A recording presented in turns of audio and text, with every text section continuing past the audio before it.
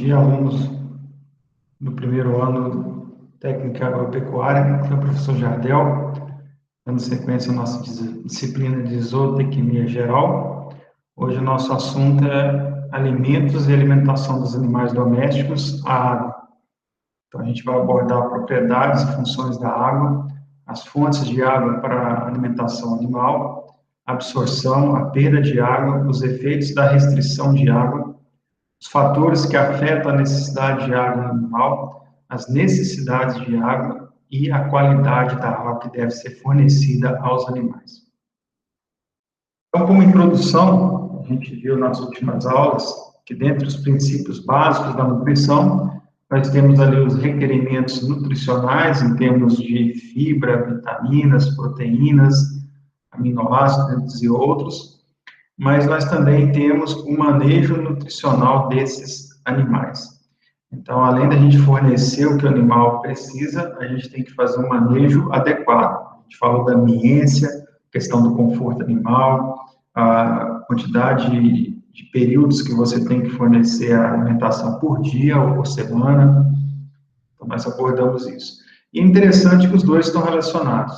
Tanto o requerimento nutricional quanto o manejo nutricional, eles têm relação entre eles, né? A quantidade e o manejo, a época, é importantíssimo. Importante para quê? Para a saúde animal. Então, um animal bem nutrido, um animal mais forte, mais saudável. É também super importante para a reprodução, aqueles animais que estão com o requerimento nutricional atendido, tem um manejo nutricional correto para aquele estágio de desenvolvimento, eles têm uma reprodução melhor e também tem uma maior produção, seja ali de carne, seja de leite, seja de lã, ou seja, então o requerimento nutricional e o manejo nutricional, eles estão relacionados, são envolvidos com os princípios básicos da nutrição e vão atender tanto a saúde quanto a reprodução e a produção dos animais. Que é um slide em inglês, mas é muito fácil de entender, tá? Aqui nós temos a parte da nutrição mais os requerimentos, então você tem a parte nutricional mais os requerimentos, e você tem dois fatores importantíssimos, que é a quantidade de alimentos e a qualidade desses alimentos.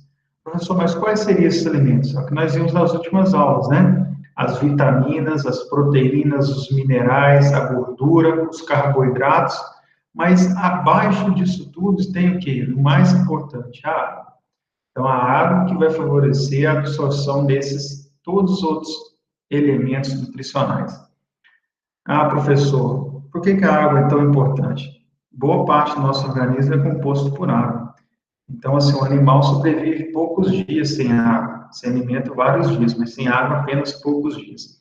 Então, a água é super importante em termos nutricionais para o animal. Ou seja, essa água é a fonte da matéria viva e é o constituinte mais abundante e importante dos seres vivos. Então, é interessante que a gente sempre esteja fornecendo água de boa qualidade, água limpa, em abundância para esses animais. Já que 60% a 75% do organismo dos mamíferos adultos ele é composto por água. Se você pega lá 60% a 75%, ele vai ser composto única e exclusivamente por água. O seu teor, é claro, que varia um pouco com a espécie, né? A variação maior ocorre no indivíduo em função da idade. Então, assim, à medida que o animal vai envelhecendo, ele vai perdendo um pouco de água, né? Exemplo, 85% do embrião de bovino, 65% do bovino adulto. Então, parte do embrião, 85% dele é constituído exclusivamente de água. O animal adulto, ele pode perder quase toda a sua gordura, né? Cerca da metade da proteína do corpo, mas ele não pode perder 1/10 da sua água. Se ele perder 1/10 da sua água, ele morre, né? Vocês verem a importância. Ele pode emagrecer, perder boa parte da gordura, que não acontece nada. Mas se ele perder 1/10 da quantidade de água do seu corpo, ele morre. Daí a água passou a ser encarada como um alimento com funções específicas. Então, por isso que a água ela passou a ser considerada um alimento muito importante ali para a questão da nutrição animal. Um exemplo de uma figura que mostra ali a porcentagem de água no corpo dos animais, e aqui é a perda, né? Então, a perda de água em porcentagem nos corpos dos animais. Então, aqui nós temos um animal saudável, com 75% do seu corpo ali constituído por água, é que nós temos as perdas, né, no eixo Y. Então, perdas variando de 0 a 14%. Então, olha que interessante. Quando o animal ele perde em torno de 6% da sua capacidade de água, ele entra ali numa depressão, fica um animal mole, um animal cansado. Quando ele perde ali em torno de 12% do seu corpo, ele entra no estágio crítico, ele já não caminha, ele já tem dificuldade de levantar, fica só deitado. E se perder acima de 14%, 15%, ele vai à morte. Então, assim, é importante a gente manter o animal com água à vontade. Principalmente, pessoal, aqui na nossa região, que é uma região quente e seca. Nós estávamos agora no mês de outubro, início de outubro, com umidades aí em torno de 15, 20% no ar, nas horas mais quentes dos dias, 3, 4 horas da tarde. Ou seja, e com a alta restrição em água, né? Então, nesse caso, o animal ele tem que fornecer bastante água, porque se ele perder 14% aí do seu volume de água, ele pode ir à morte.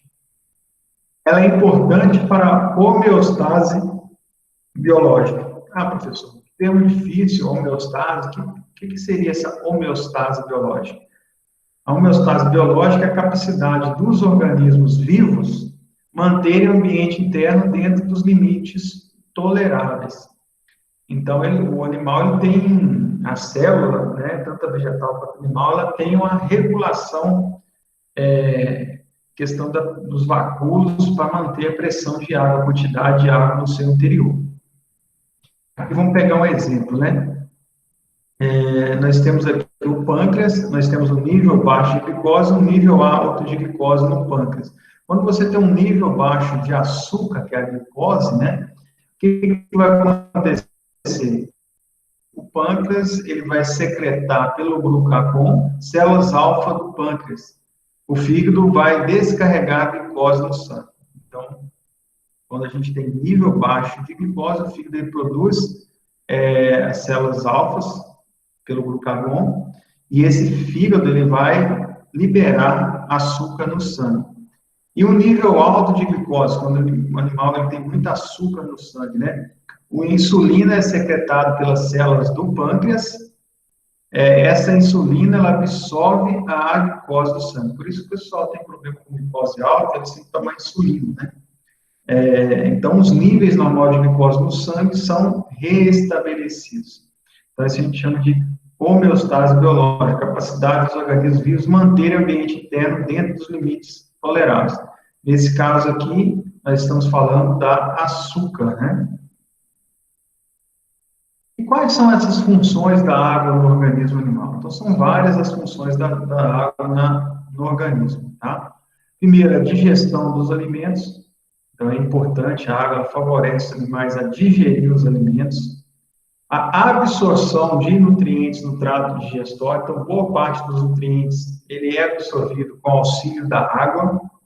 A translocação dos compostos químicos no organismo. Então, é a água que ela faz o carreamento desses compostos dentro do organismo animal.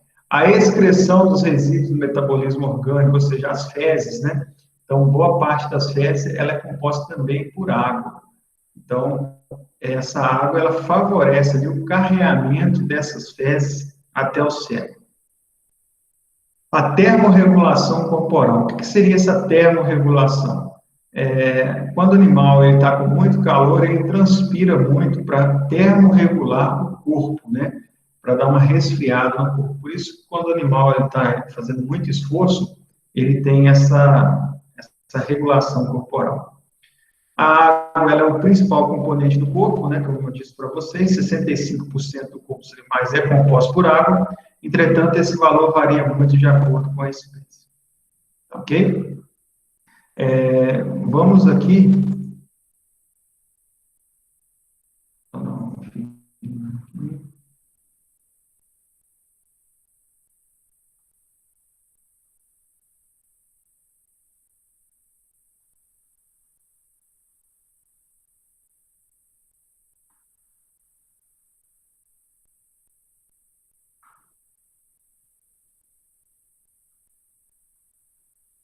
Beleza.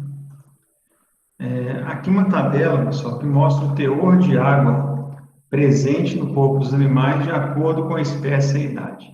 Então, eu falei para vocês que a água ela varia de acordo com a espécie e de acordo com a idade, né? Então, o bovino, 60% a 65% de todo o corpo, peso corporal é constituído por água. Os suínos, 80% aos 7 dias, 64% aos 70 dias e 49% aos 50 dias, aos 150 dias. Ou seja, à medida que o animal vai se envelhecendo, o teor de água presente no corpo, em porcentagem, vai reduzindo. As aves de corte, em torno de 63% é constituído por água, as aves de postura, né, 53%, e os ovinos aqui em torno de 55%. O que a gente percebe?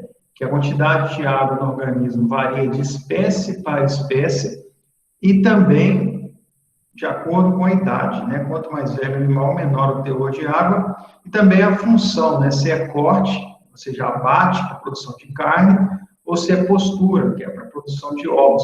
Então, se a função ali for postura, o teor de água ali é menor do que o teor de água das aves de corte.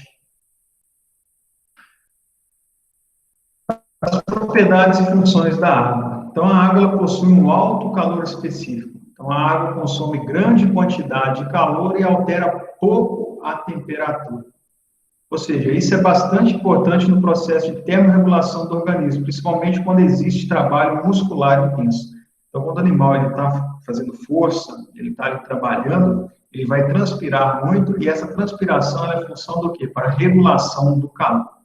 Então, a água ela possui essa capacidade ali de termorregular o corpo. Alto calor latente e vaporização. Então, a passagem do estado líquido para o vapor consome bastante calor, sendo uma forma de retirar calor do organismo e manter a temperatura corporal adequada. Então, essa passagem do estado líquido para o vapor da água, ela acaba consumindo ali o calor. E na hora que ela consome o calor, ela mantém o nosso corpo, o corpo do animal, a temperatura adequada para que os órgãos possam continuar trabalhando ali sem sofrer estresse. Baixa viscosidade. Essa propriedade da água é muito importante para o aparelho circulatório. O sangue necessita passar por capilares finíssimos. Então, a viscosidade é aquela capacidade que tem de grudar. Você vê, com óleo, ele tem uma viscosidade diferente. Se você puxar, ele vai ter aquele baixa fluidez. Como a água ela tem baixa viscosidade, ela percorre todas as veias, todas as partes do corpo, mesmo que elas que tenham veias capilares finíssimas, a água consegue chegar lá, porque ela não gruda na parede das veias, porque ela tem uma baixa viscosidade. A gordura ela é altamente viscosa, né? Então, às vezes, a gordura, o excesso de gordura, ela acaba entupindo aí as veias e pode provocar aí um infarto, né? A água não. A água já tem função contrária. Ele é um ótimo solvente, então a água ela solubiliza os nutrientes e facilita o transporte dentro do organismo. Então ela vai solubilizar como se fosse um suco, né? Você dilui um pozinho de suco na água e ele fica diluído. A mesma coisa acontece com os nutrientes, vitaminas, que são diluídos ali na água, e a água transporta esses nutrientes, as vitaminas, ao longo do aparelho digestivo e também para todo o corpo do organismo, do animal. Baixa densidade no estado de vapor. Então, o vapor de água é mais leve do que o ar, por isso que o vapor de água ele sobe, né? Isso é muito importante para que haja ventos e, com isso, deslocamento de massa, permitindo que o ar não seja saturado. O que é um ar saturado? Um ar saturado, pessoal, é quando ele possui 4% de umidade relativa, ou seja, o ar é constituído de oxigênio, nitrogênio, gás carbônico, mas de água também. Então, quando a gente tem 100% de umidade relativa, quer dizer que na atmosfera tem 4% de água. Ou seja, essa baixa densidade permite que o ar leve a água, o vapor de água, e reduza essa questão do quantidade muito alta de vapor de água na atmosfera. Um ótimo lubrificante, é importante para a lubrificação das articulações através do líquido sinovial e o humor aquoso, que é o brilho nos olhos. Então, a água, vocês podem ver que quando está muito seco, o nosso olho, né, o olho do animal, ele produz suor aquoso intenso, para que o quê? Possa ter uma lubrificação ali dos nossos olhos, né? Então, ela é um ótimo lubrificante, a água. Transmite a luz e o suor. Então, o globo ocular tem bastante água, que deixa a luz passar para formar a imagem do centro óptico. A peringa, líquido intra-auricular, é responsável pela transmissão do som nos ouvidos. Então, a água transmite a luz e o som, né? Ali tira suor, coloca som. Então, a água é bom transmissor de luz, que não afeta a nossa visão, mesmo o nosso olho contendo uma quantidade muito alta de água, e também não atrapalha a gente ouvir, né?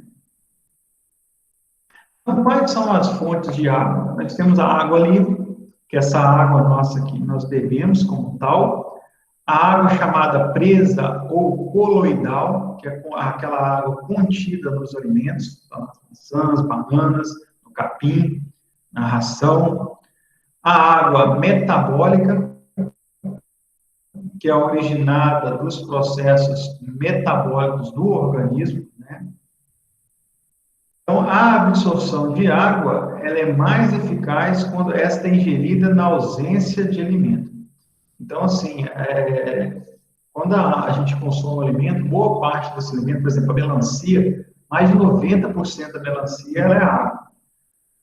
Mas só que ela não é tão bem absorvida quando você beber um copo d'água, né? Por mais que ela tenha água, parte daquela água não é absorvida. Então, por exemplo, mesmo que a gente forneça um alimento animal com bastante teor de água, é imprescindível que a gente forneça a água livre, porque essa sim é que vai ser mais absorvida ali pelo organismo. Aqui um exemplo de água metabólica, tá? Quando a água e a comida estão disponíveis, ele recupera o peso em 2 ou 3 dias e consegue beber de uma só vez 150 litros de água. Então, isso aqui é o camelo, tá? O dromedário. Ele pode viajar pelo deserto escaldante durante 8 dias sem beber nem comer. Então, por isso que ele é muito usado lá na região do Saara, né? Fica 8 dias sem beber água. Os únicos animais que conseguem ficar 8 dias sem beber água.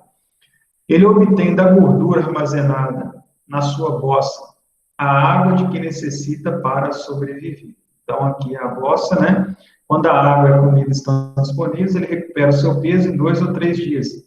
Então, assim, ele tem uma reserva aqui de água e de alimento nessa gordura, e ele pode caminhar 8 dias no deserto, sem beber água e sem comer. Aí, depois, quando ele começa a se alimentar, 2, 3 dias, ele já recupera de novo aquela energia extra para ele poder caminhar mais 8 dias ali sem beber água.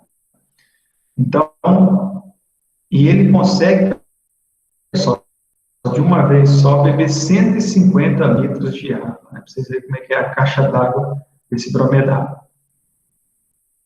Bom, e como que é feita a absorção de água pelo animal? Então, a absorção de água é feita principalmente pelo intestino delgado. O que é o intestino delgado? Então, aqui nós temos, pegando o exemplo aqui do cavalo, do equino, a boca. Da boca a gente passa pelo esôfago, então ele é um animal monogástrico, ele tem apenas no estômago.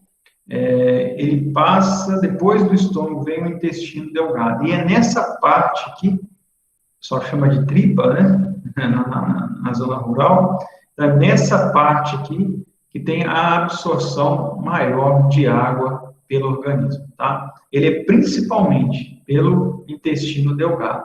Pode ser absorvido pelo estômago? Sim, pode, tá? Estão 12 a 18 litros, né? Mas boa parte aqui é absorvida no intestino.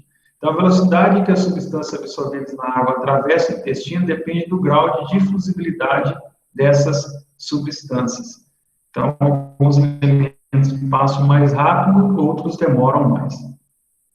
A perda de água. Como que ocorre a perda de água, né? Nem toda a água que é absorvida, nem toda a água ela é absorvida pelo animal. Parte dessa água ela é perdida. Então, é perdida por onde? Pelas fezes, né? Varia com a espécie, então é em torno de 150 a 200 mililitros por dia de água. Em bovinos chega a 80% das fezes. é crítica nas diarreias, né?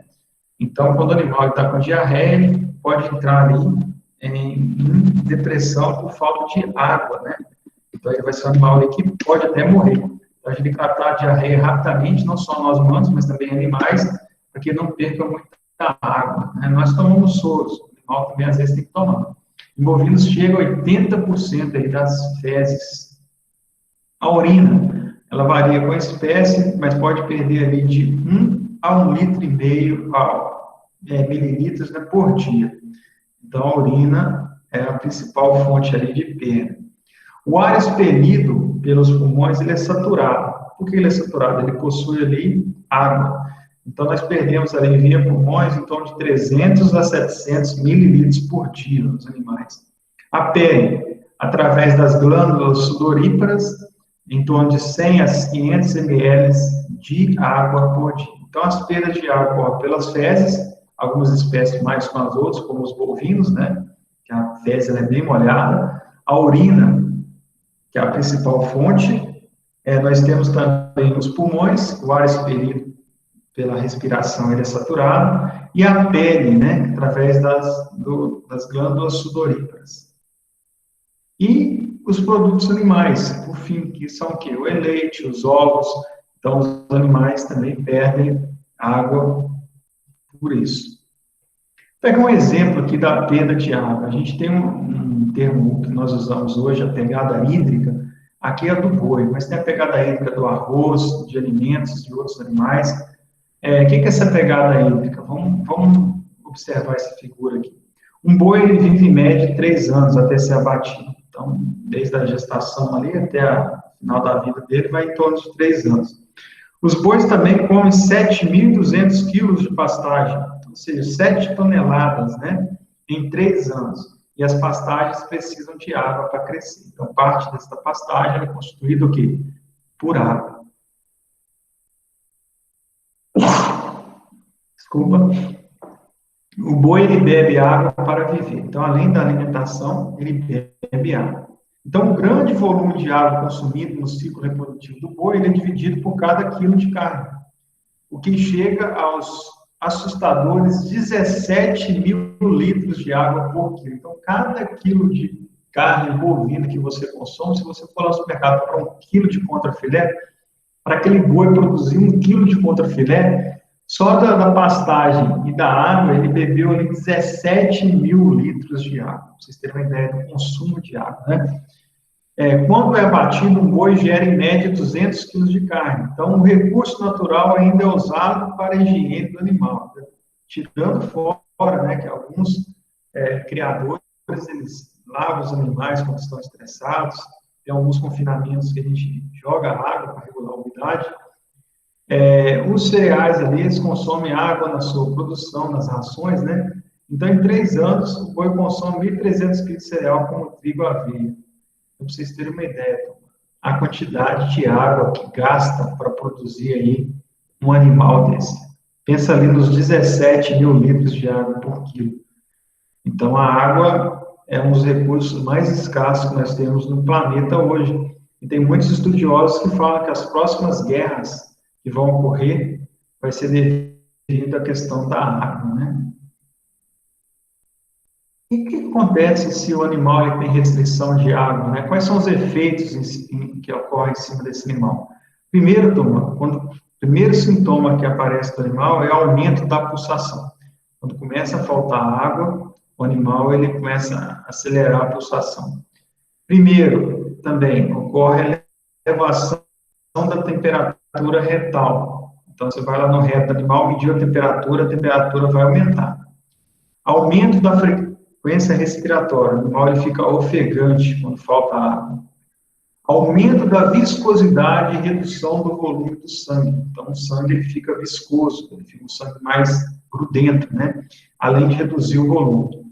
Efeitos práticos, redução do consumo de alimentos e no metabolismo. Então, esse animal também para de se alimentar. Então, é interessante a gente, a campo, ficar prestando atenção a esses sintomas, né? Pulsação, a temperatura retal, frequência respiratória, um animal muito ofegante. Então, esse é sinal que está faltando água para esse animal. É interessante também a gente ver os efeitos da restrição da água no peso médio, no consumo, no ganho de peso e na conversão alimentar de frangos de corte com 28 dias de idade, submetida a diferentes restrições de água até 21 dias de idade. Então, controle em restrição de água na última semana. Então, a testemunha é onde forneceu água normalmente para o frango, e aqui é onde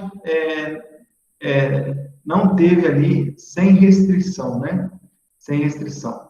O que acontece, turma? Quando você tem essa baixo fornecimento de água, o peso médio ganho por esse animal, ele vai reduzir, né? Ou seja, o ganho de peso dele ali, ele vai acabar aumentando ali o peso e reduzindo ali o consumo. Os fatores que afetam a necessidade dessa água. Então, o tipo de dieta. O tipo de dieta, ela afeta as necessidades de água conforme segue, né? Então, por exemplo, alimentos gordurosos vai ter uma maior exigência de água. Então, quanto mais gorduroso o alimento, mais água. Os alimentos proteicos, né? Média exigência. Enquanto os alimentos ricos em carboidratos, seja rico em fibra, ele vai ter uma menor exigência de água.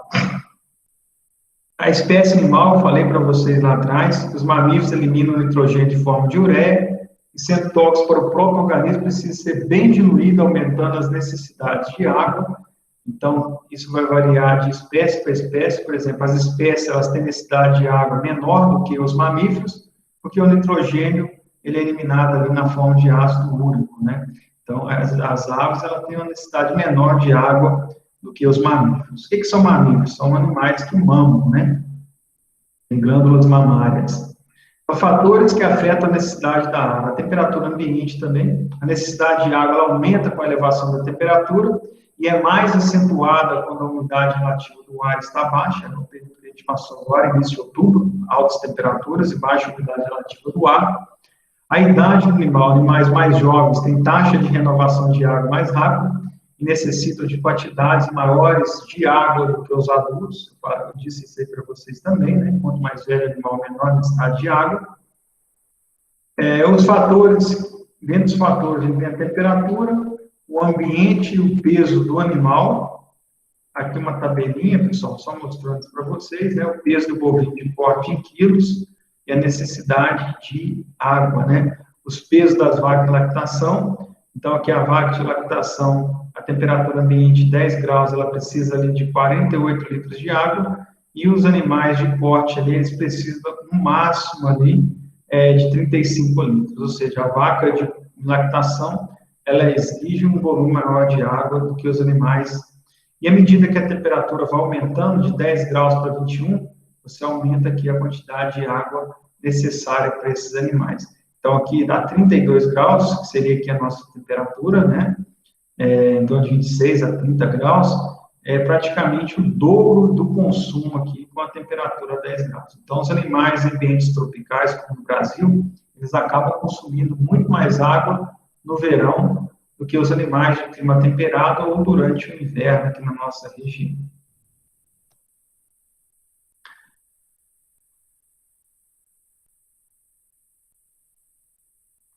Ok? Só conferindo a gravação. Então, a ingestão média de água para diferentes categorias de animais no Brasil Central. Então, vacas de lactação, 62 litros, animal dia.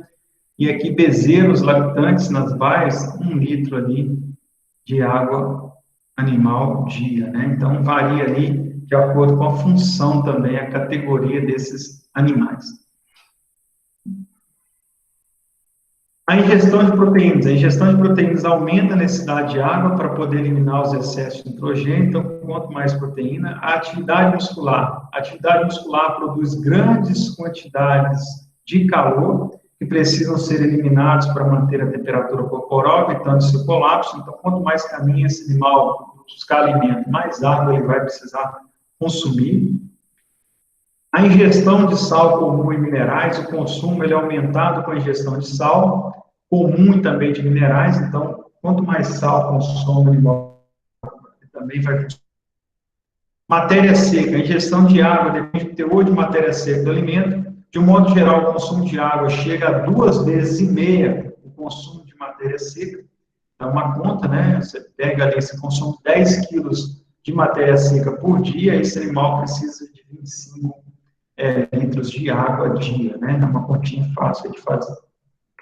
Produtos animais, os produtos como leite e ovos, ele tem uma porcentagem muito elevada de água, né? No leite, esse teor, ele está em torno de 80% a 85% do leite, ele é constituído por água. Então, esses animais que estão ali na fase de lactação, animais que estão ali produzindo ovos, eles vão ter um consumo de água maior.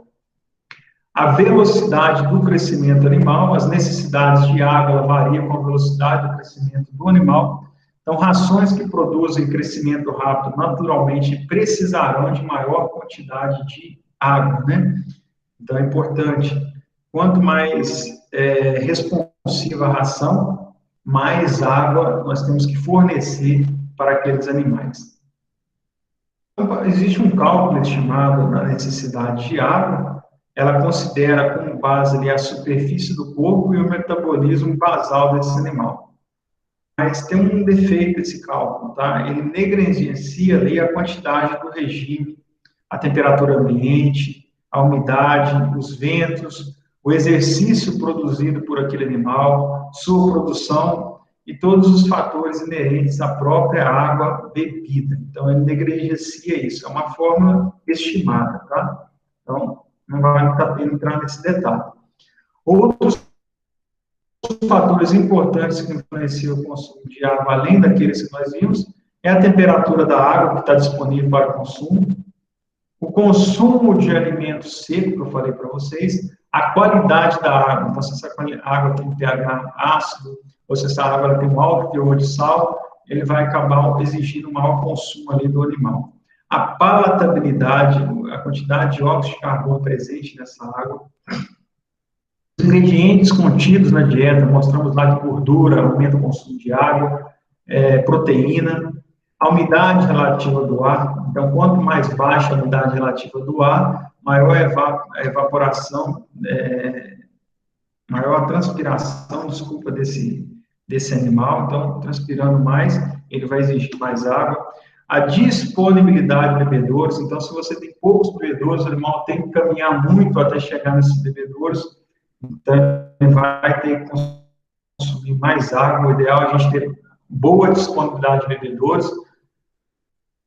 E o estado de saúde e nível de estresse do animal. Então, o animal, problemas de saúde, um animal estressado, ele vai consumir também um volume maior de água.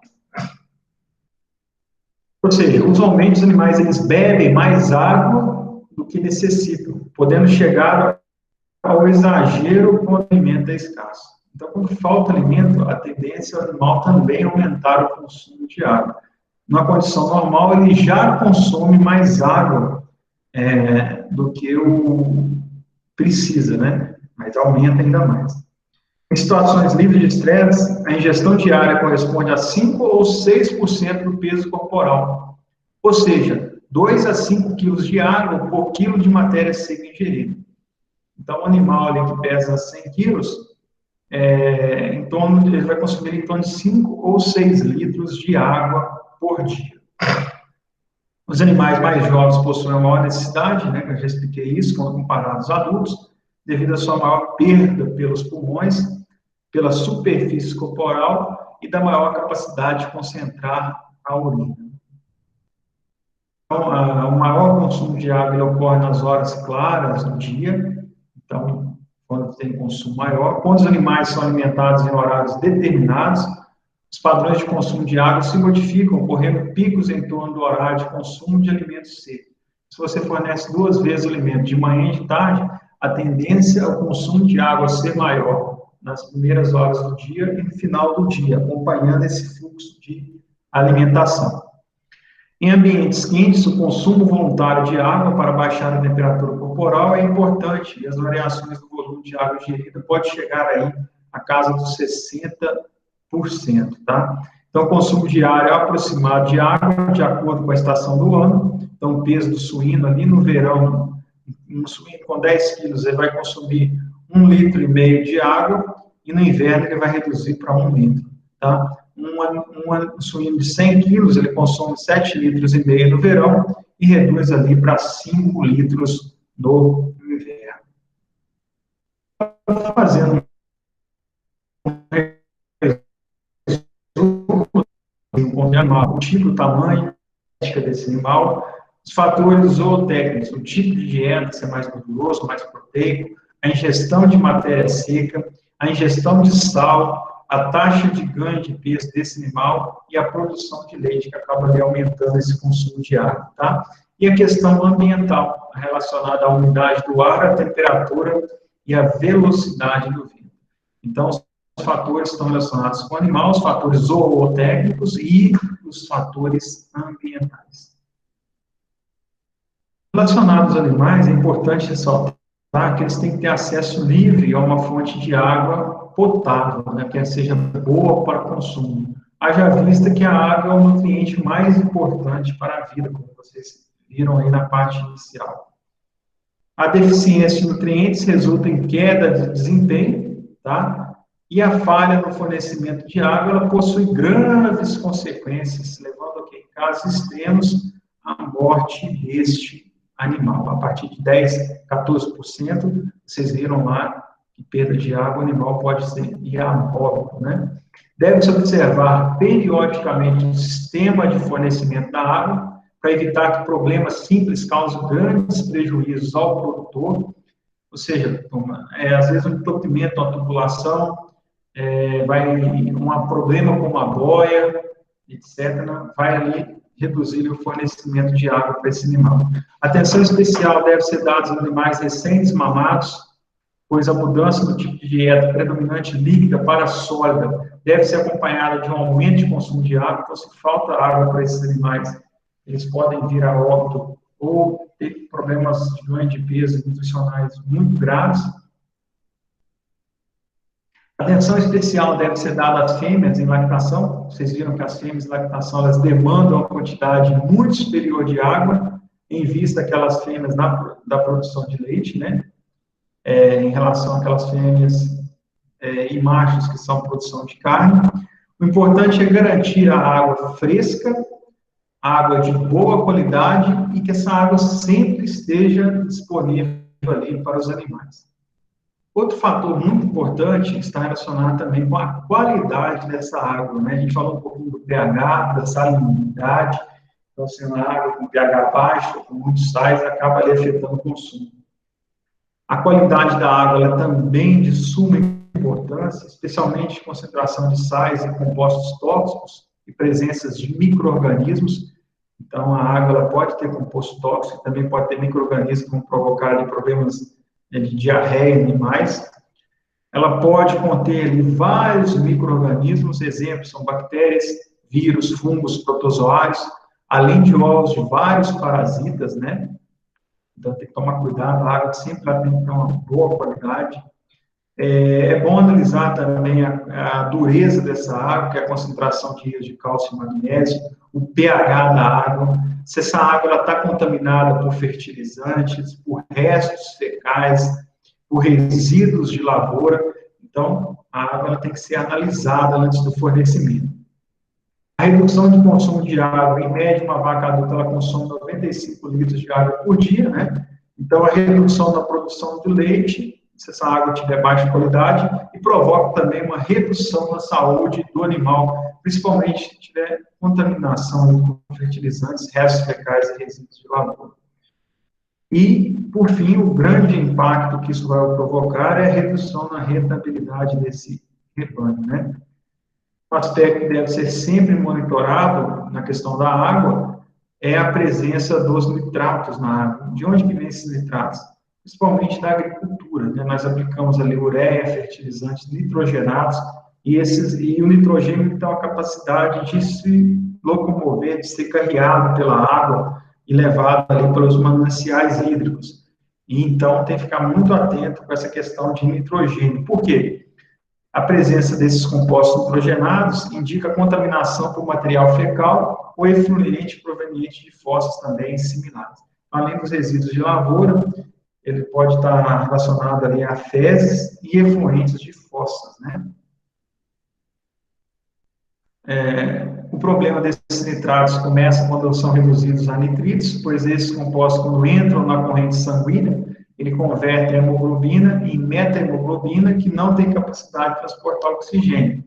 Então, perdendo a capacidade de transporte de oxigênio, pode ali provocar morte, né? Quando 50% dessa hemoglobina são convertidos em meta-hemoglobina, o animal já mostra sinal de desconforto por falta de oxigênio, fica um animal ofegante. Acima desse nível de 50%, os animais podem vir a óbito, né? Podem morrer. Concentrações de coliforme superior a 1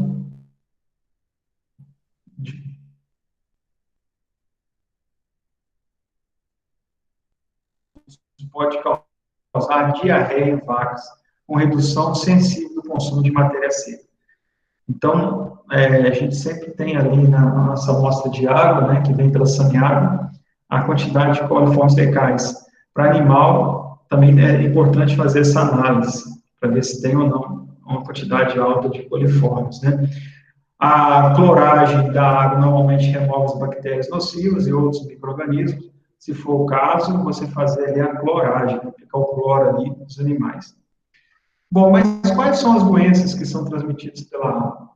Então, a água pode atuar como vetor para várias doenças, podendo afetar a saúde do rebanho. Alguns exemplos das doenças são a febre aftosa, a cisticercose, a neosporose, a toxoplasmose, hemeliose, causadas aí por protozoários, a brucelose, a salmonelose e o botulismo hídrico, que são causados por bactérias. Uma dentre as doenças mais importantes dos animais, boa parte delas podem ser transmitidas pela água. Então, essa água, pessoal, que deve ser fornecida para os animais, ela precisa manter os altos padrões de higiene e segurança. Então, ela tem que ser limpa, desinfectada e tem que ser feita a análise frequente da qualidade dessa água para fornecimento animal. E quais são as medidas preventivas que a gente pode tomar como produtor para fornecer uma água de boa qualidade? Primeira delas, preservar as nascentes do rio e mata ciliar. Então, se você corta ali as matas ciliares, a tendência é que essas nascentes do rio ir secando. Então, reduz o volume ali de água que corre e reduzindo o volume de água, você aumenta a contaminação.